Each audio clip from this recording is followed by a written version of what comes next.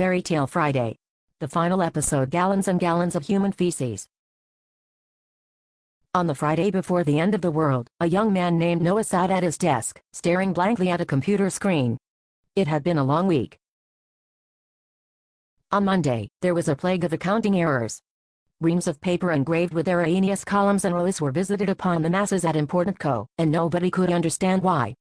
The elders were consulted, and touched their mighty foreheads together, and deemed it a programming error, easily fixed. Everyone lived. Barely. On Tuesday, a plague of flavorlessness struck, along with the knowledge that food came in shrink-wrapped plastic trays and cardboard boxes from freezers, and contained no recognizable ingredients, or nutritional value, and that those who had thought they were eating fire-roasted peppers and chicken part compote had in fact been eating air puff starch and fat paste, with artificial flavors. It did not kill them, but it did not make them stronger, either. On Wednesday, a plague of wilted boners struck the land, snot caves dried up, and no uglies were bumped, no boots knocked, and everyone was just too busy to get busy. On Thursday, the plague of shake and crumble, the people fropped and fropped, but it was as if their pipes held dried oregano and ashtrays, and their fields were alight, but their moods were in the dirt. By Friday, Noah was defeated. He stared out the window, and lamented that his life had been such a dry routine. It was then that he felt the presence with him. "Build an ark," said the presence. "The end is nigh." Noah began to assemble this ark in his landlady's driveway, to the protestations of the Santeria cokeheads next door, and the fig farming dago on the other side, and the two brawling drunks upstairs. In the hot June sun, he toiled and sweated, and as the days passed he forgot to go back to work. Important Co sent a box of his personal effects, his accessories calendar and his fibercon.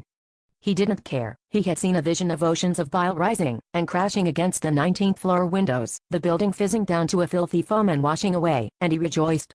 When the ark was complete, he assembled two of every creature, two delusional radio personalities, two basement-dwelling taco lovers, two imaginary Canadian girlfriends, two lazy, angry Alabama racists, two jackadandis, two tiny privileged Asian girls, two testicles, two Filipinas, two hyperactive crisposters, two typical drunken bitches, two wild-eyed preachers, two organ grinder monkeys, two 111s.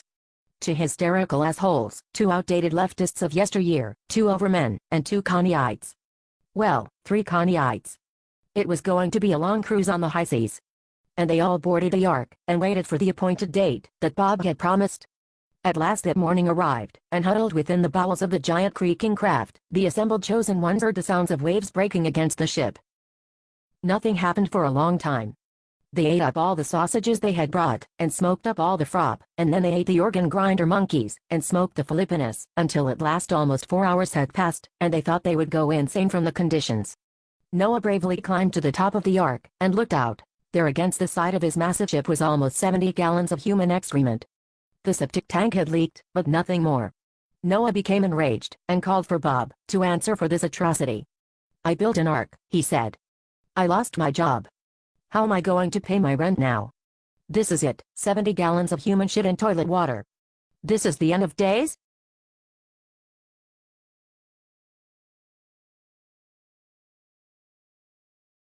Bob appeared.